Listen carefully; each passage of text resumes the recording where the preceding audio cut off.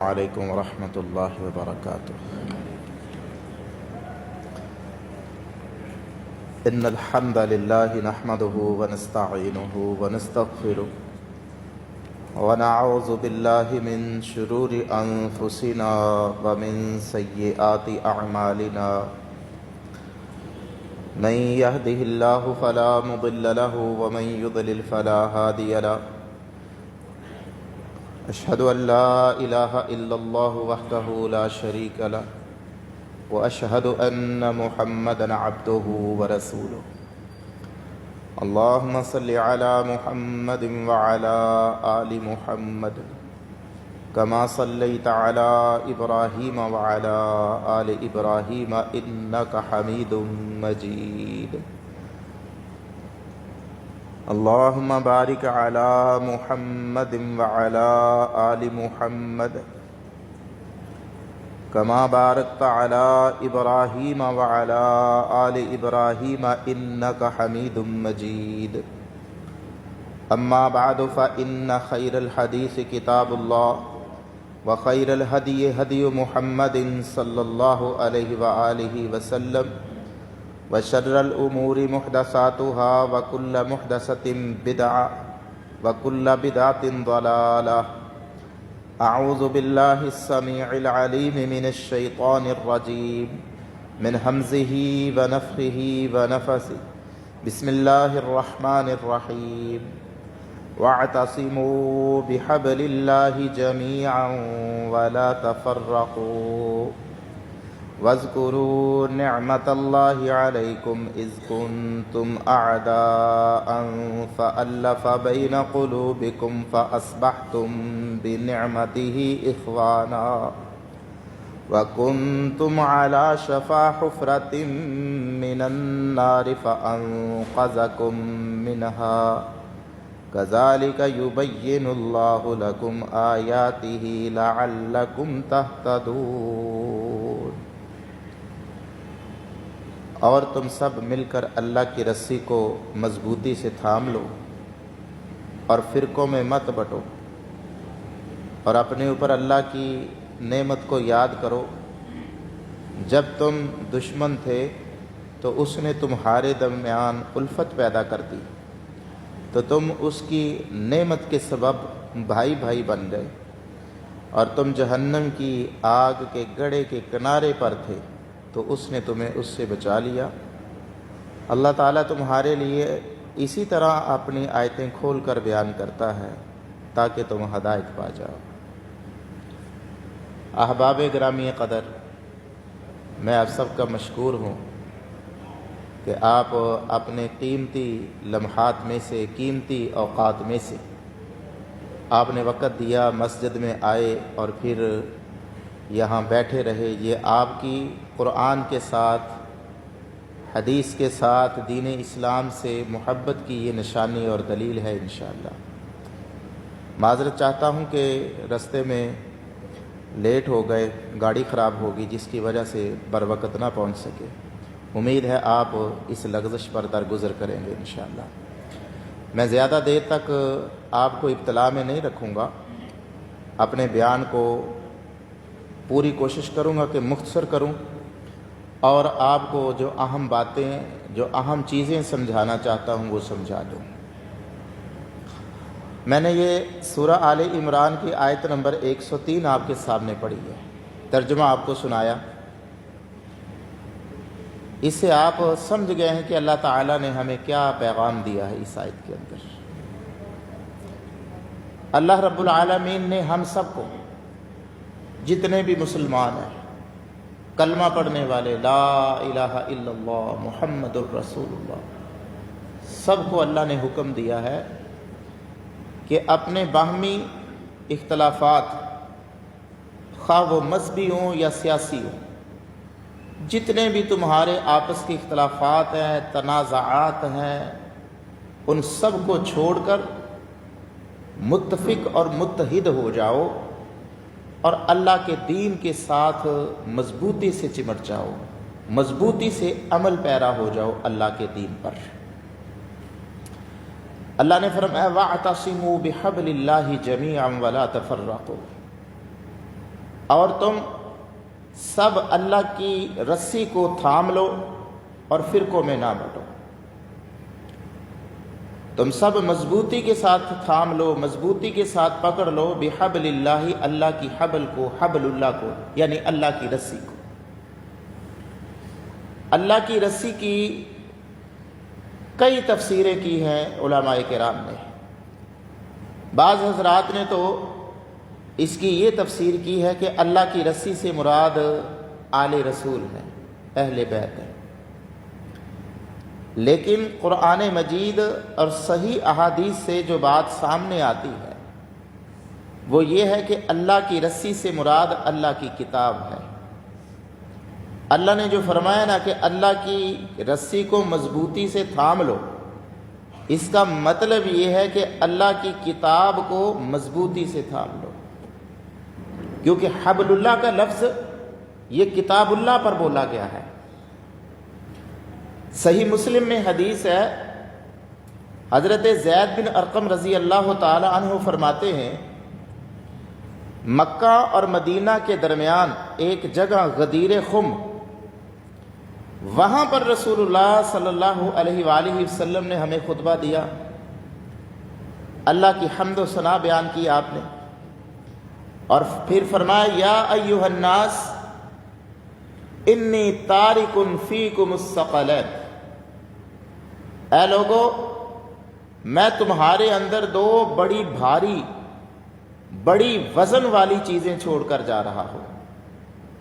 احدہما کتاب اللہ، ان دو چیزوں میں سے ایک چیز اللہ کی کتاب ہے، ہوا حبل اللہ، وہی اللہ کی رسی ہے. جو دو چیزیں تم میں چھوڑ کر جا رہا ہوں ان میں سے ایک چیز اللہ کی کتاب ہے، اور اللہ کی کتاب جو ہے وہی اللہ کی رسی ہے. من اتبعہ کان علی الہدی، جس نے اس کو اللہ کی کتاب کو مضبوطی سے پکڑ لیا وہ ہدایت پر ہے. ومن ترکہ کان علی الضلالہ، اور جس نے اللہ کی کتاب کو چھوڑ دیا وہ گمراہی پر ہے. یہ حدیث اس سے آپ سمجھ گئے ہیں کہ کتنا واضح لفظوں کے اندر رسول اللہ صلی اللہ علیہ وآلہ وسلم نے حبل اللہ کی تفسیر کی. آپ نے فرمایا کہ اللہ کی کتاب ہی اللہ کی رسی ہے. امام ابو عبید قاسم بن سلام رحمہ اللہ اپنی کتاب فضائل القرآن کے اندر صحیح سند کے ساتھ، اور امام دارمی رحمہ اللہ اپنی السنن کے اندر حضرت عبداللہ ابن مسعود کی یہ روایت لے کر آئے ہیں. فرماتے ہیں عبداللہ ابن مسعود رضی اللہ تعالی عنہ کہ ان ھذا الصراط محتضر، بے شک یہ راستہ، یہ سیدھا راستہ جو ہے، جو صراط مستقیم ہے، محتضر، یہ حاضر رہنے کی جگہ ہے. تحضرہ الشیاطین، اس پر ہمیشہ شیاطین حاضر رہتے ہیں.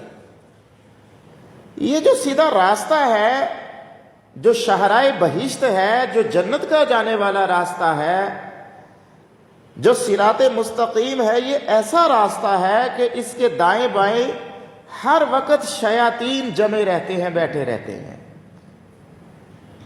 یقولون ہلم یا عبد اللہ، اور وہ آوازیں لگاتے ہیں کہ اے اللہ کے بندے ادھر ہمارے پاس آ جا، ہمارے پاس آ جا، تو کدھر جا رہا ہے؟ وہ کیوں آوازیں لگاتے ہیں؟ لیصدوا عن سبیل اللہ، تاکہ اللہ کے راستے سے روک دیں. مطلب یہ کہ جو بندہ سیدھے راستے پر چلنا شروع کر دیتا ہے نا، تو اس کے دائیں بائیں اس کے عزیز و اقارب میں سے بھی شیاطین ہو سکتے ہیں، جنات میں سے بھی ہو سکتے ہیں، انسانوں میں سے بھی ہو سکتے ہیں. اس کے دوست احباب، سوسائٹی کے افراد اس کو راہ راست سے ہٹانے کے لیے پورا ایڑی چوٹی کا زور لگاتے ہیں کہ کدھر یہ تو کدھر چلا گیا، ہماری طرف آ جاؤ. تو لیصدوا عن سبیل اللہ، تاکہ اللہ کے راستے سے روک دیں اس کو. عبداللہ ابن مسعود فرماتے ہیں فَعَلَيْكُمْ بِكِتَابِ اللَّهِ فَإِنَّهُ حَبْلُ اللَّهِ، تم اللہ کی کتاب کو پکڑو، کیونکہ اللہ کی کتاب ہی اللہ کی رسی ہے۔ میں نے 2 حدیثیں آپ کو سنائی ہیں، ایک مرفوع روایت صحیح مسلم کے حوالے سے، ایک موقوف روایت جو سیدنا عبداللہ بن مسعود نے فرمائی۔ ان دونوں حدیثوں کے اندر، دونوں روایتوں کے اندر بڑے واضح لفظوں کے اندر یہ بات فرمائی گئی ہے کہ حبل اللہ سے مراد اللہ کی کتاب ہے، کتاب اللہ ہے۔ اور کتاب اللہ کا لفظ احادیث کے اندر اللہ کی کتاب کے لیے بھی استعمال ہوا ہے اور نبی کی حدیث کے لیے بھی استعمال ہوا ہے۔ یعنی کتاب اللہ سے مراد صرف قرآن نہیں ہے۔ عموماً یہ جو سمجھا جاتا کہ کتاب اللہ سے مراد قرآن ہے، صرف قرآن نہیں ہے، قرآن بھی ہے کتاب اللہ، اور نبی صلی اللہ علیہ وآلہ وسلم کی حدیث جو ہے یہ بھی کتاب اللہ ہی ہے، کتاب اللہ سے یہ الگ نہیں ہے۔ کیونکہ نبی پاک علیہ الصلاۃ والسلام کی جو حدیث ہے، آپ کا جو فرمان ہے یا آپ کی تقریر یا آپ کا عمل، یہ قرآن کی تفسیر ہے، یہ کتاب اللہ یعنی قرآن کا بیان ہے، قرآن کی تشریح ہے اور قرآن کی توضیح ہے۔ اس لیے کتاب اللہ سے مراد اللہ کا قرآن ہے اور نبی صلی اللہ علیہ وآلہ وسلم کا فرمان ہے، خالی قرآن مراد نہیں ہے۔ سنن ابی داود کے اندر حدیث ہے، رسول اللہ صلی اللہ علیہ وآلہ وسلم نے فرمایا، الا انی اوتیت القرآن ومثلہ معہ، لوگوں سن لو، مجھے قرآن دیا گیا ہے اور مثل قرآن دیا گیا ہے۔ یعنی مجھے 2 چیزیں دی گئی ہیں، قرآن اور مثلہ، قرآن کی مثل یعنی قرآن جیسی ایک اور چیز مجھے اللہ نے دی ہے، اور وہ ہے حدیث شریف۔ اس سے بھی بڑی واضح حدیث صحیح البخاری کے اندر ہے، سیدنا ابو ہریرہ رضی اللہ تعالیٰ عنہ فرماتے ہیں کہ 2 آدمی رسول اللہ صلی اللہ علیہ وآلہ وسلم کے پاس آئے،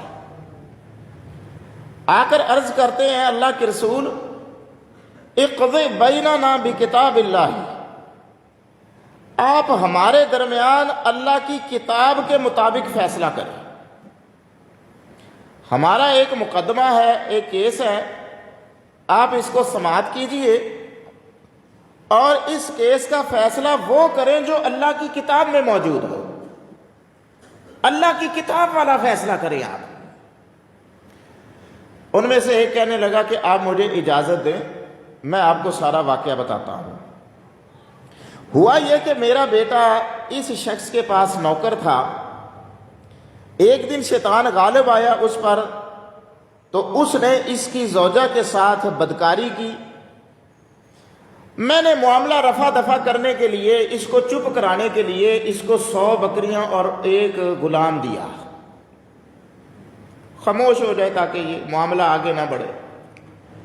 پھر میں نے اہل علم سے یہ مسئلہ پوچھا، علماء سے پھر میں نے یہ مسئلہ پوچھا، تو انہوں نے یہ کہا کہ تو نے جو کیا ہے یہ نہیں ہے صحیح، تیری بکریاں تجھے واپس کی جائیں گی، اور تیرا بیٹا جو کہ کنوارا تھا اس کو 100 کوڑے لگائے جائیں گے اور 1 سال کے لیے ملک بدر کیا جائے گا، جبکہ اس کی بیوی جو کہ شادی شدہ تھی اس کو رجم کیا جائے گا۔ یہ ہمارا مقدمہ، اللہ کے رسول اب بتائیے کہ ہمیں کیا کرنا چاہیے، لیکن وہ فیصلہ کریں، وہ مسئلہ بتائیں جو اللہ کی کتاب میں موجود ہو۔ اقض بیننا بکتاب اللہ، ہمارے درمیان اللہ کی کتاب کے مطابق آپ فیصلہ کریں۔ آپ نے فرمایا، والذی نفسی بیدہ لأقضین بینکما بکتاب اللہ تعالی، مجھے اس ذات کی قسم جس کے ہاتھ میں میری جان ہے، میں ضرور لأقضین، عربی زبان کو سمجھنے والے جو عربی گرامر کو، عربی لغت کو جانتے ہیں، وہ اس بات کو سمجھتے ہیں کہ لأقضین کا جو لفظ ہے یہ لام تاکید کا ہے اور آخر میں نون ثقیلہ کا، یہ بھی قسم کا معنی دیتا ہے۔ اردو میں ہم اس کا ترجمہ کرتے ہیں ضرور ضرور، بہر صورت میں تمہارے درمیان اللہ کی کتاب کے مطابق فیصلہ کروں گا۔ آپ نے قسمیں اٹھا کر یہ بات ارشاد فرمائی۔ پھر آپ نے فیصلہ کیا، فیصلہ سنایا۔ فیصلہ یہ سنایا کہ تیرے بیٹے کو جو تو نے بکریاں دی ہیں اور غلام دیا وہ تجھے واپس کیا جائے گا، تیرے بیٹے کو 100 کوڑے لگائے جائیں گے، 1 سال کے لیے جلا وطن کیا جائے گا، اور اس کی بیوی کو رجم کیا جائے گا۔ اور آپ نے حضرت انس سے کہا، انیس اس کی بیوی کے پاس جاؤ، اگر وہ اعتراف زنا کر لیتی ہے تو اس کو رجم کر دو۔ حضرت انس رضی اللہ تعالی عنہ اس خاتون کے پاس گئے تو اس نے اعتراف کر لیا، چنانچہ اس کو رجم کر دیا گیا۔ اب یہ حدیث صحیح بخاری کے اندر ہے، اس پہ آپ غور کریں۔ جو آنے والے 2 افراد آئے انہوں نے کیا کہا آپ کو؟ اقضی بیننا بکتاب اللہ، ہمارے درمیان اللہ کی کتاب کا فیصلہ کریں، وہ فیصلہ کریں جو اللہ کی کتاب میں موجود ہے۔ اور آپ نے قسم اٹھا کر کیا فرمایا؟ لَأَقْضِيَنَّ بَيْنَكُمَا بِكِتَابِ اللَّهِ، میں ضرور ضرور تمہارے درمیان وہ فیصلہ کروں گا جو اللہ کی کتاب کا فیصلہ ہے۔ اور پھر جو آپ نے فیصلہ کیا قرآن مجید کے اندر وہ فیصلہ نہیں۔ قرآن یہ تو کہتا ہے کہ الزانیۃ والزانی فاجلدوا کل واحد منہما 100 جلدہ، زنا کرنے والا مرد ہو یا زنا کرنے والی عورت، زانی مرد اور زانی عورت دونوں میں سے ہر کسی کو 100 کوڑے لگاؤ، اور کوڑے لگاتے وقت ان پر ترس نہ کھاؤ، اور جس وقت یہ سزا دو تو مومنوں کی جماعت وہاں پر موجود ہونی چاہیے، سب کے سامنے کوڑے لگاؤ۔ زانی مرد اور زانی عورت کی یہ سزا تو قرآن نے بیان کی، لیکن غیر شادی شدہ زانی کو 1 سال کے لیے جلا وطن کرنا اور شادی شدہ زانی کو رجم کرنا، یہ سزا پورے قرآن کے اندر نہیں ہے، یہ سزا حدیث کے اندر ہے۔ اور نبی پاک علیہ السلام نے کیا فرمایا کہ میں جو فیصلہ کروں گا اللہ کی قسم وہ اللہ کی کتاب کا فیصلہ ہے۔ اس سے معلوم یہ ہوا کہ قرآن بھی کتاب اللہ ہے اور نبی صلی اللہ علیہ وآلہ وسلم کی حدیث بھی کتاب اللہ ہے۔ حدیث کتاب اللہ سے الگ نہیں ہے۔ ایک اور حدیث میرے ذہن میں آ گئی، یہ بھی صحیح بخاری کے اندر ہے۔ اسلام نے غلاموں اور لونڈیوں کے بارے میں بڑے واضح اصول دیے ہیں، جن میں سے ایک اصول اور ایک یہ مسئلہ سمجھایا ہے کہ الولاء لمن اعتق، ولا جو ہے یہ اسی شخص کی ہوگی جس نے غلام کو آزاد کیا۔ ولا غلام اگر لا وارث مر جائے تو اس کا جو چھوڑا ہوا مال ہوتا ہے، جو اس کی تھوڑی بہتی پراپرٹی، ساز و سامان، جائیداد، روپے پیسہ جو ہوگا، یہ ولا ہے۔ اسی طرح اس کے جو حقوق ہیں، یہ ساری چیزیں اسی شخص کو ملیں گی جس نے کسی غلام کو آزاد کیا ہوگا۔ سیدہ عائشہ رضی اللہ تعالی عنہ فرماتی ہیں کہ میرے پاس حضرت بریرہ رضی اللہ تعالی عنہ آئی، غلام تھی، یہ لونڈی تھی، اور مجھے آ کر کہنے لگی کہ میرے مالکوں نے میرے ساتھ یہ معاہدہ کر لیا ہے کہ تم اتنے اتنے پیسے، اتنا مال ہمیں دے دو، یکمشت نہیں دے سکتی تو وقفے وقفے سے دے دو، قسطوں میں دے دو، ہم تجھے آزاد کر دیں گے۔ مکاتبت کر لیے انہوں نے۔ اب آپ اس سلسلے میں میری کوئی ہیلپ کریں، میری کوئی مدد کریں۔ اماں جی عائشہ رضی اللہ تعالی عنہ نے فرمایا ٹھیک ہے، میں تیار ہوں، میں یہ ساری رقم، سارا مال یکمشت ادا کر دیتی ہوں، لیکن شرط یہ ہے کہ ولا تیرے مالکوں کی نہیں ہوگی، یہ ولا میری ہوگی۔ اس شرط پر میں یہ رقم ادا کر دیتی اور ساری رقم ادا کر دیتی۔ وہ خاتون گئی اپنے مالکوں کے پاس، جا کر ان سے بات کی، انہوں نے کہا نہ جی نہ، عائشہ رضی اللہ تعالی عنہ ساری رقم ادا کر دے، ہم تجھے آزاد کر دیں گے، وہ یک مشتدا کر دے، لیکن ولا جو ہے یہ نہیں ہم دیں گے، یہ ولا ہماری رہے گی۔ اس بی بی نے آ کر آپ کو یہ بات بتائی، حضرت عائشہ رضی اللہ تعالی عنہا کو۔ رسول اللہ صلی اللہ علیہ وآلہ وسلم نے یہ بات سن لی۔ آپ نے فرمایا عائشہ تم بریرہ کو خریدو اور ولا والی شرط پر قائم رہو، اس سے پیچھے نہ ہٹنا۔ یہ مسئلہ حضرت عائشہ سے کہا اور پھر آپ مسجد میں تشریف لائے اور کہا ما بال رجال یشترطون شروطا لیست فی کتاب اللہ ما کان من شرط لیست فی کتاب اللہ فہو باطل انما الولاء لمن اعتق۔ لوگوں کو کیا بن چکا ہے، لوگ ایسی ایسی شرطیں لگاتے ہیں جو اللہ کی کتاب میں نہیں ہے۔ سن لو، ہر وہ شرط جو اللہ کی کتاب میں نہیں ہے وہ باطل ہے۔ ولا اسی کی ہے جس نے غلام کو آزاد کیا ہے۔ یہ حدیث صحیح بخاری کے اندر امام بخاری رحمۃ اللہ علیہ کئی مقامات پر اس کو لے کر آئے ہیں۔ اب آپ دیکھیں کہ عائشہ رضی اللہ تعالی عنہ، بریرہ رضی اللہ تعالی عنہ کے مالکوں نے جو شرط رکھی تھی کہ ہم مال لے کر تجھے آزاد کر دیتے لیکن ولا ہماری ہوگی، رسول اللہ صلی اللہ علیہ وآلہ وسلم نے اس شرط کو باطل قرار دیا۔ کیوں؟ کہ یہ اللہ کی کتاب میں نہیں تھی۔ اللہ کی کتاب میں یہ شرط نہیں تھی کہ جو کسی غلام سے پیسے لے کر، مال لے کر، مکاتبت کر کے اس کو ادا کرے، اس کو آزاد کرے تو ولا اس کی ہوگی۔ مالکوں کی یہ شرط باطل قرار پائی، کیوں؟ یہ اللہ کی کتاب میں نہیں تھی۔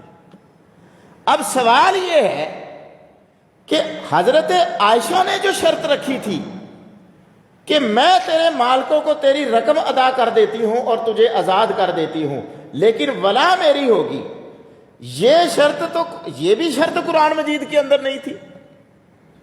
قرآن کے اندر تو یہ شرط بھی نہیں تھی، پھر یہ باطل کیوں نہیں ہوئی؟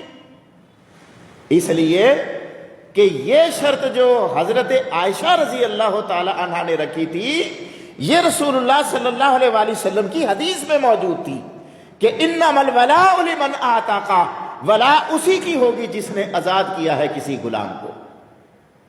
تو اس سے بھی پتہ یہ چلا کہ کتاب اللہ سے مراد صرف قرآن نہیں ہے بلکہ کتاب اللہ سے مراد حدیث بھی ہے۔ حدیث بھی کتاب اللہ ہے، اور یہ نبی صلی اللہ علیہ وآلہ وسلم فداہ ابی و امی و روحی، آپ ہی وہ واحد شخصیت ہیں کہ جن کی ہر بات جو ہے وہ اللہ رب العالمین نے اس کو دین بنایا ہے اور وہ وحی ہے۔ یہ آپ کی شان ہے، یہ آپ کی شان ہے کہ آپ کا فرمان بھی کتاب اللہ ہے، یہ آپ کی شان ہے کہ آپ کی تقریر اور آپ کا عمل بھی کتاب اللہ ہے۔ قرآن کہتا ہے وَالنَّجْمِ إِذَا هَوَىٰ مَا ضَلَّ صَاحِبُكُمْ وَمَا غَوَىٰ وَمَا يَنطِقُ عَنِ الْهَوَىٰ إِنْ هُوَ إِلَّا وَحْيٌ يُوحَىٰ۔ میرا پیغمبر اپنی خواہش سے نہیں بولتا، تم بولتے ہو اپنی مرضی اور اپنی خواہش سے بولتے ہو، جو جی میں آتا ہے بولتے ہو، لیکن میرے پیغمبر کا معاملہ ایسا نہیں ہے۔ وہ تو وہی ارشاد فرماتا ہے جو رب کی طرف سے ان کی طرف وحی آتی ہے۔ اور اس کے ساتھ ساتھ مجھے سنن ابو داود کی حدیث یاد آ گئی۔ عبداللہ بن عمر بن عاص رضی اللہ تعالی عنہما فرماتے ہیں کہ میری یہ عادت تھی کہ میں رسول اللہ صلی اللہ علیہ وآلہ وسلم کی ہر حدیث کو لکھ لیا کرتا تھا۔ کیوں لکھا کرتا تھا؟ تاکہ اس کو حفظ کروں اور یاد کروں۔ یہ سنن ابو داود کے اندر حدیث ہے، دوسری کتابوں میں بھی ہے۔ اس سے ضمناً یہ مسئلہ بھی سامنے آتا ہے، یہ بات بھی کلیئر ہوتی ہے کہ جو لوگ یہ کہتے ہیں نا کہ حدیث 200 سال بعد، 300 سال بعد جا کر لکھی گئی ہے، وہ سراسر جھوٹ بولتے ہیں۔ حدیث رسول اکرم صلی اللہ علیہ وآلہ وسلم کی زندگی میں لکھی گئی ہے، صحابہ کرام لکھا کرتے تھے، اور جس طرح اللہ رب العالمین نے اس قرآن کی حفاظت کی ہے، انہی ذرائع سے اللہ رب العالمین نے حدیث کی بھی حفاظت کی ہے۔ قرآن کی کس طرح اللہ نے حفاظت کی؟ بذریعہ حفظ کروا کر، لوگوں کے سینوں میں محفوظ کروا کر۔ حفاظت قرآن کا ایک ذریعہ حفظ قرآن ہے، اور حفاظت قرآن کا دوسرا ذریعہ کتابت قرآن ہے کہ قرآن لکھا بھی جاتا تھا۔ رسول اللہ صلی اللہ علیہ وآلہ وسلم کے دور میں صحابہ کرام قرآن کو لکھا بھی کرتے تھے، اس کو حفظ بھی کیا کرتے تھے۔ صحابہ کے بعد تابعین نے یہ عمل کیا، پھر تبع تابعین نے، اس طرح یہ قرآن آج ہمارے پاس محفوظ ہے، اسی شکل میں موجود ہے۔ قرآن کے حافظ بھی موجود اور قرآن کتابی شکل میں بھی موجود۔ بعینی ہی اسی طریقے کے ساتھ اللہ نے حدیث کی بھی حفاظت کی ہے۔ حدیث کو لکھا بھی جاتا تھا رسول اللہ صلی اللہ علیہ وآلہ وسلم کے دور میں، اور حدیث کو حفظ بھی کیا جاتا تھا، جس طرح کہ میں یہ حدیث سنا رہا ہوں۔ حضرت عبداللہ بن عمر بن عاص رضی اللہ تعالیٰ عنہ فرماتے ہیں، میں رسول اللہ صلی اللہ علیہ وآلہ وسلم کی ہر بات کو، ہر حدیث کو لکھ لیا کرتا تھا تاکہ بعد میں اس کو یاد کر سکوں۔ یہ ضمناً بات آگے میں نے آپ کے سامنے رکھ دی۔ فرماتے قریش کے کچھ لڑکوں نے مجھے اس بات سے روکا، انہوں نے کہا کہ رسول اللہ صلی اللہ علیہ وآلہ وسلم بھی ایک بشر ہیں، آپ غصے کی حالت میں بھی ہوتے ہیں، خوشی کی حالت میں بھی ہوتے ہیں، اور تم آپ کی ہر حالت میں نکلی ہوئی ہر بات کو لکھ لیتے ہو۔ ان کا کہنے کا مقصد یہ تھا کہ شاید رسول اللہ صلی اللہ علیہ وآلہ وسلم کا معاملہ میرے اور آپ جیسا ہے کہ جس طرح ہر انسان اپنی مرضی سے بولتا ہے، غصے کی حالت میں کئی ایسے جملے اور کئی ایسی باتیں کر جاتا ہے جو بہرحال اسے نہیں کرنی چاہیے، خوشی کے عالم میں آ کر خوشی کے انداز میں وہ کئی ایسی باتیں کر جاتا ہے جو اسے نہیں کرنی چاہیے۔ شاید رسول اللہ صلی اللہ علیہ وآلہ وسلم کا بھی معاملہ ایسا ہے، لیکن رسول اللہ کا معاملہ ایسا نہیں تھا۔ ان ہوا الا وحی یوحی، آپ تو وحی کی روشنی میں ارشاد فرمایا کرتے تھے۔ فرماتے ہیں میں لکھنے سے رک گیا، نبی پاک علیہ الصلوۃ والسلام کو پتا چلا، فرمایا عبداللہ کیا بات ہے؟ میں نے یہ ساری بات آپ کے گوش گزار کی۔ آپ نے فرمایا اکتب والذی بعثنی بالحق ما یخرج منہ الا حق، عبداللہ لکھو اور ہر بات کو لکھو، ہر حدیث کو لکھو، اس ذات کی قسم ہے جس کے ہاتھ میں میری جان ہے، جس نے مجھے حق کے ساتھ بھیجا ہے، یہاں سے جو بھی نکلتا ہے، اپنے منہ کی طرف اشارہ کیا، فرمایا یہاں سے جو بھی نکلتا ہے حق نکلتا ہے، حق کے سوا کچھ نہیں نکلتا۔ میں جو بھی بولتا ہوں حق بولتا ہوں، حق کے سوا کچھ نہیں بولتا۔ میری ہر حدیث حق ہے، میرا عمل حق ہے، میرا قول حق ہے، میرا فعل حق ہے۔ نبی کریم صلی اللہ علیہ وآلہ وسلم کی یہ شان، کیا ہے کوئی ایسی شان والا؟ آج لوگ ہمیں کہتے ہیں کہ تم بے مرشدے ہو، بے امامے ہو، تم تقلید نہیں کرتے، کسی ایک امام کو تم نے کیوں نہیں پکڑا؟ ہم کہتے ہیں کہ اس شان والا کوئی دنیا کے اندر دکھاؤ ہمیں، کہ جس کے متعلق یہ گارنٹی دی جا سکے کہ اس کی زبان سے جو بھی نکلتا تھا حق نکلتا تھا، حق کے سوا کچھ نہیں نکلتا تھا۔ ایسی شان والا کوئی دکھا دو ہمیں۔ حضرت امام ابو حنیفہ رحمۃ اللہ علیہ کی یار دوستوں نے بڑی شان بیان کی ہے، غلو کیا ہے شان کے اندر، اور یہاں تک رد المختار کے مقدمے کے اندر بات لکھ دی کہ ان ابا حنیفہ تھا من اعظم معجزات المصطفیٰ بعد القرآن، کہ حضرت امام اعظم رحمۃ اللہ علیہ، ہم ائمہ کرام کا احترام کرتے ہیں لیکن شریعت کی حدود میں ہم رہتے ہیں، ہم غلو نہیں کرتے کسی کی شان کے اندر۔ کہا کہ امام ابو حنیفہ رحمۃ اللہ علیہ قرآن کے بعد نبی صلی اللہ علیہ وآلہ وسلم کا سب سے بڑا معجزہ ہے۔ رد المختار کے مقدمے کے اندر یہ بات لکھی، اردو کے اندر جو چھپی ہے، یعنی وہ معراج والا معجزہ چھوڑ دیں آپ اس کو بھی، باقی جو معجزات ہیں نبی پاک علیہ السلام کے چھوڑیں، قرآن کے بعد اگر کسی معجزے کا نمبر آتا ہے تو وہ حضرت امام ابو حنیفہ رحمۃ اللہ علیہ کا آتا ہے۔ اور یہاں تک کہہ دیا کہ واہو کا صدیقی، وہ تو حضرت صدیق اکبر کی مانند ہے۔ اس امام کا یہ عالم ہے جس کے متعلق یہاں تک یار دوستوں نے غلو کیا۔ وہ فرماتے ہیں تاریخ مدینہ السلام امام بغدادی رحمۃ اللہ علیہ کی کتاب جو کہ تاریخ بغداد کے نام سے معروف ہے، اب تحقیق کے ساتھ 17 جلدوں کے اندر چھپی ہے، اور اس کی جلد نمبر 17 کے اندر 14ویں جلد کے اندر حضرت امام خطیب بغدادی رحمۃ اللہ علیہ حسن سند کے ساتھ امام ابو حنیفہ رحمۃ اللہ علیہ کا یہ واقعہ لے کر آئے ہیں۔ امام ظفر فرماتے ہیں میں، قاضی ابو یوسف اور محمد بن حسن شیبانی، ہم تینوں امام صاحب کی خدمت میں حاضر ہوتے تو قاضی ابو یوسف حضرت امام ابو حنیفہ رحمۃ اللہ علیہ کی ہر بات کو لکھ لیا کرتے تھے، ہر بات کو لکھ لیا کرتے تھے۔ ایک دن امام ابو حنیفہ رحمۃ اللہ علیہ نے یہ دیکھا، فرمایا ویحک یا ابا یا یعقوب، یعقوب افسوس ہے تجھ پر، تو میری ہر بات کو لکھ لیتا ہے۔ لا تکتب کل ما سمع منی، مجھ سے جو بھی سنتے ہو نا اسے لکھا مت کرو، کیونکہ میری آج کچھ رائے ہوتی ہے، اگلے دن یہ رائے بدل جاتی کچھ اور ہوتی ہے، اس سے اگلے دن وہ بھی بدل جاتی کچھ اور ہوتی ہے، میری آراء تو بدلتی رہتی ہے، اس لیے میری ہر بات کو نہ لکھا کرو۔ لا تکتب کل ما سمع منی۔ اور نبی پاک علیہ الصلوۃ والسلام فداہ ابی و امی و روحی، آپ کیا فرماتے ہیں؟ اکتب ما یخرج منہ الا حق، ہر بات کو لکھو، اللہ کی قسم یہاں سے جو بھی نکلتا ہے حق نکلتا ہے، حق کے سوا کچھ نہیں نکلتا۔ اس شان والا کو لا کر دکھاؤ تو صحیح۔ وَاعْتَصِمُوا بِحَبْلِ اللَّهِ جَمِيعًا، سب مل کر اللہ کی رسی کو مضبوطی سے تھام لو، یعنی اللہ کی کتاب کو مضبوطی سے تھام لو، یعنی قرآن اور حدیث کو مضبوطی کے ساتھ تھام لو۔ وَلَا تَفَرَّقُوا، اور فرقوں میں مت بٹو۔ فرقہ بندی اور کتاب اللہ کو چھوڑ دینا، اس کی بڑی مذمت کی گئی ہے۔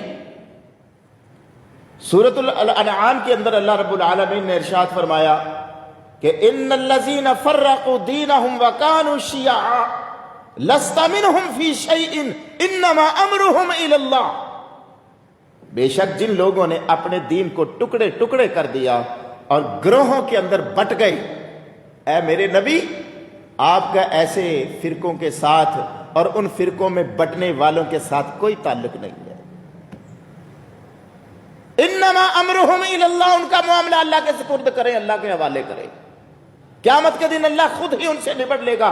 دنیا میں کرنے دے ان کو موج اور مستی، قرآن اور حدیث کے ساتھ کھلواڑ کرتے تو کرنے دے، ان کا معاملہ اللہ کے سپرد کریں، چھوڑے اللہ کے پاس اس کا معاملہ۔ اللہ قیامت کے دن کو ان کو بتائے گا جو کچھ انہوں نے سلوک کیا تھا اللہ کی کتاب کے ساتھ، تم ان کی طرف نہ دیکھو۔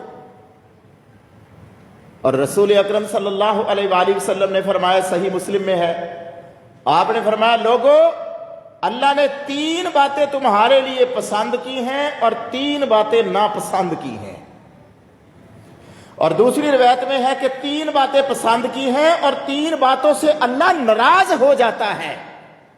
کون سی 3 باتیں جو پسند کی ہیں اس نے؟ کہ تم صرف اللہ کی عبادت کرو، اس کے ساتھ کسی کو شریک نہ بناؤ۔ نمبر 2، اللہ کی کتاب کو مضبوطی سے تھام لو۔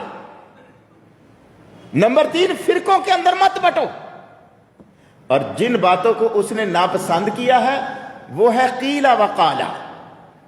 قیلا وقالا کا مطلب یہ تھا اگر ایسا ہو جائے، اگر ایسا ہو جائے، اگر مگر، یہ والی جو صورتحال ہے نا، یہ اللہ کو پسند نہیں ہے۔ کثرت سوال، اس کو اللہ تعالیٰ ناپسند کرتا ہے۔ یعنی جس چیز کا، جس مسئلے کا آپ کی ہدایت کے ساتھ کوئی تعلق نہیں ہے، اس کی کھوج میں پڑ جانا۔ میرے پاس ایک بندہ آیا، کہتا کہ جی مسئلہ بن گیا بڑا، سمجھ نہیں آ رہی کیا کروں۔ کیا مسئلہ بنا بھائی؟ جی ہماری ادھر دفتر میں بیٹھے بیٹھے نا بحث ہو گئی۔ کس مسئلے پہ بحث ہوئی؟ کہ حضرت موسیٰ علیہ السلام کی نانی کا کیا نام تھا، اس مسئلے پر ہماری بحث ہو گئی۔ واہ! اور بحث بھی ٹھیک ٹھاک، اندازہ کریں اللہ نے تم سے پوچھنا ہے موسیٰ علیہ السلام کی نانی کا کیا نام تھا؟ قرآن کے اندر اللہ نے وہ چیزیں بیان کر دی ہیں جن چیزوں کا ہدایت کے ساتھ تعلق تھا۔ اور جی بس ویسے جنرل نالج کے لیے ٹھیک ہے، آپ کی بھی بات ٹھیک ہے، ہدایت کے ساتھ تو کوئی تعلق نہیں ہے، اللہ نے بھی قیامت والے دن نہیں پوچھنا، بس جنرل نالج کے لیے، لے جنرل نالج کے لیے تو نے ایم اے اسلامیات کا پیپر دینا جنرل نالج کے لیے، عجیب و غریب مسئلے کھڑے کر دیتے ہیں اور آ کر وہ مت مارتے ہیں علماء کی کہ الیاذ باللہ، فضول مسئلے مت پوچھا کریں، صرف وہ چیزیں پوچھا کریں جن کا آپ کی آخرت کے ساتھ، آپ کے دین کے ساتھ تعلق ہے، جو قیامت والے دن اللہ نے آپ سے پوچھنا ہے، اس سلسلے میں آپ پوچھیں، کھل کر پوچھیں۔ لیکن جن چیزوں کے بارے میں اللہ نے قیامت والے دن نہیں پوچھنا، ایسے مسائل نہ ڈسکس کیا کریں۔ ایسے مسائل کے اندر سوائے لڑائی جھگڑے کے اور وقت کے ضیاع کے اور اللہ کی ناراضی کے کچھ حاصل نہیں ہوتا۔ اور تیسری چیز اضاعت المال، مال کو ضائع اور برباد کرنا، اس کو بھی اللہ نے ناپسند کیا ہے۔ وَاعْتَصِمُوا بِحَبْلِ اللَّهِ جَمِيعًا وَلَا تَفَرَّقُوا، سب مل کر اللہ کی رسی کو تھام لو اور فرقوں میں مت بٹو۔ فرقہ بنتا ہی اس وقت ہے جب انسان اللہ کی رسی کو چھوڑ دیتا ہے، جب قرآن اور حدیث سے دوری اختیار کر لیتا ہے۔ جو شخص قرآن اور حدیث سے دوری اختیار کر لیتا ہے وہ فرقہ ہے۔ جس نے قرآن اور حدیث کے اپوزٹ چل پڑا، اپنے عقائد، نظریات، اپنا منہج اور اپنی سوچ ٹوٹلی طور پر قرآن کو چھوڑ کر، حدیث کو چھوڑ کر اختیار کر لی، اپنا عمل حدیث کے خلاف بنا لیا، اپنی نماز حدیث کے خلاف، اپنا روزہ حدیث کے خلاف، وہ فرقہ ہے۔ اپنا جتنا مرضی اچھے سے اچھا نام رکھ لے، اپنے آپ کو مسلم کہلوا لے، مسلمین کہلوا لے، اہل سنہ کہلوا لے، حزب اللہ کہلوا، جو مرضی کہلواتا پھرے، جس نے قرآن اور حدیث کو چھوڑ دیا وہ فرقہ ہے۔ اور جو قرآن اور حدیث کے ساتھ چمٹا ہوا ہے، جس کے عقائد قرآن و حدیث کے مطابق ہے، جس کا عمل قرآن اور حدیث کے مطابق ہے، وہ فرقہ نہیں، وہ جماعت ہے۔ لوگ بھلے جتنا مرضی پروپیگنڈا کرتے پھریں اس کے بارے میں، اسے تانے دیتے پھریں، جو مرضی برا سے برا نام اس کا رکھتے پھرے، وہ فرقہ نہیں ہے اللہ کی نظر میں، وہ جماعت ہے۔ فرقہ وہ ہوتا ہے جو قرآن اور حدیث سے کٹ جائے۔ دیکھو نا، ایک باپ ہے، باپ کے 3 بیٹے ہیں، 2 بیٹے الگ ہو گئے، ایک بیٹا باپ کے ساتھ ہی رہا۔ اب جو الگ ہو گئے وہ کہے کہ ہم الگ نہیں ہوئے، الگ تو ابا جی ہم سے ہو گئے ہیں، ابا جی ہم سے الگ ہو گئے۔ اور بھائی ابا جی الگ نہیں ہوئے، ابا جی اسی جگہ پر ہیں، ایک بیٹا ابا جی کے ساتھ ہے، وہ اسی جگہ پر ہے، الگ تم ہوئے ہو، ابا کو تم نے چھوڑا ہے۔ لیکن یہ کہتے کہ نہیں، ابا جی ہم سے الگ ہو گئے۔ قرآن اور حدیث سب کا ایک تھا، جو قرآن اور حدیث کے ساتھ اٹیچ ہے وہ فرقہ نہیں ہے، اور جس نے قرآن اور حدیث کو چھوڑ کر ادھر ادھر چلا گیا، تقلید کے پھندوں میں پھنس گیا یا کسی اور طرف چلا گیا، وہ فرقہ ہے، کیونکہ اس نے علیحدگی اختیار کر لی ہے، دوری اختیار کر لی ہے۔ تو فرقوں سے بچنے کی ایک ہی صورت ہے۔ آج ہر شخص، ہر مولوی اپنی مسجد کے اندر چوکوں، اور ہر سیاستدان چوکوں چوراہوں کے اندر تقریر کریں گے، فرقہ واریت بہت بری چیز ہے، بچنا چاہیے اس سے، قرآن کی یہ آیت پڑھیں گے، لیکن فرقہ واریت سے بچا کیسے جاتا ہے یہ نہیں بتائیں گے۔ ہر کوئی یہ آیت پڑھ کے پھر اپنی اپنی طرف کھینچے گا، جبکہ اللہ فرماتے ہیں کہ وَاعْتَصِمُوا بِحَبْلِ اللَّهِ جَمِيعًا، فرقوں سے بچنے کی، فرقہ بندی اور فرقہ واریت چاہے مذہبی ہو یا سیاسی ہو، بچنے کی ایک ہی صورت ہے کہ تم اللہ کی رسی کو مضبوطی سے تھام لو، اللہ کی کتاب کو مضبوطی سے تھام لو، قرآن اور حدیث کو مضبوطی سے تھام لو۔ جب تم قرآن اور حدیث کے ساتھ جڑ جاؤ گے نا، اختلافات ختم ہو جائیں گے تمہارے۔ جو مین اختلافات ہیں جن کی بنا پر فرقے بنتے ہیں، یہ تمہارے ختم ہو جائیں گے۔ صحابہ کرام کے دیکھیں، اختلاف کا ہو جانا کوئی بری چیز نہیں ہے، اختلاف ہو جاتا ہے کسی مسئلے کے اندر، اجتہادی طور پر ایک انسان کس اینگل سے سوچتا ہے، دوسرا کسی دوسرے انداز سے سوچتا ہے، اختلاف ہو جاتا ہے، لیکن اس اختلاف کو لے کر اپنا فرقہ بنا لینا اور قرآن و حدیث سے دوری اختیار کر لینا، یہ چیز خطرناک ہے۔ صحابہ کرام کی طرف دیکھیں، رسول اللہ صلی اللہ علیہ وآلہ وسلم کے دور میں اول تو ان کا اختلاف ہوتا ہی نہیں تھا، اگر کبھی کسی موقع پر ہو گیا، رسول اللہ صلی اللہ علیہ وآلہ وسلم کی خدمت میں حاضر ہوتے، آپ ارشاد فرماتے، آپ کے ارشاد سے، آپ کی حدیث سے رہنمائی لیتے، اختلاف ختم ہو جاتا۔ اور جب رسول اللہ صلی اللہ علیہ وآلہ وسلم دنیا سے تشریف لے گئے تو اس وقت وہ براہ راست قرآن اور حدیث سے رہنمائی لیا کرتے تھے۔ صرف ایک مثال دے کر اپنی بات ختم کرتا ہوں۔ نبی صلی اللہ علیہ وآلہ وسلم کی وفات ہو گئی، اختلاف کھڑا ہو گیا۔ پہلا اختلاف، سب سے پہلا اختلاف جو امت کے اندر ہوا نبی صلی اللہ علیہ وآلہ وسلم کے بعد، وہ مسئلہ وفات النبی کا تھا۔ حضرت عمر رضی اللہ تعالیٰ عنہ فرمانے لگے کہ جس نے یہ کہا کہ رسول اللہ صلی اللہ علیہ وآلہ وسلم فوت ہو گیا، میں اس کی گردن اڑا دوں گا۔ آپ زندہ ہیں، کچھ دنوں کے لیے آپ اللہ کے پاس گئے ہیں۔ جس کی زبان سے میں نے یہ سنا رسول اللہ فوت ہو گئے، میری تلوار اس کی گردن اڑا دے گی۔ ابو بکر صدیق رضی اللہ تعالی عنہ آئے، دیکھا چارپائی پر آپ پڑے ہوئے ہیں، چہرہ اقدس سے کپڑا ہٹایا، آپ کے اوپر گر گئے، بوسہ لیا، کچھ الفاظ کہے، پھر اسی طرح آنکھوں میں آنسو لیے باہر آئے، آ کر کہا کہ من کان منکم یعبد محمدا فإن محمد قد مات۔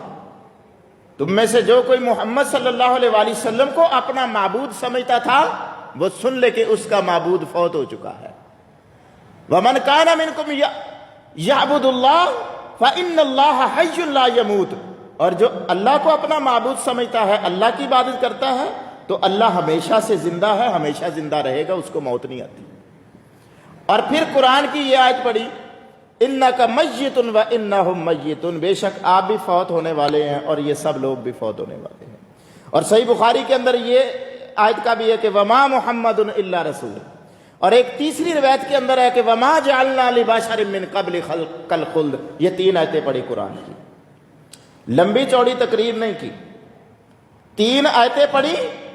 عمر رضی اللہ تعالیٰ عنہ نے گھٹنے ٹیک دیے، اپنے موقف سے رجوع کر لیا، فرماتے ہیں میں سمجھ گیا کہ ابو بکر صدیق رضی اللہ تعالیٰ عنہ جو کہہ رہے ہیں یہی موقف درست ہے۔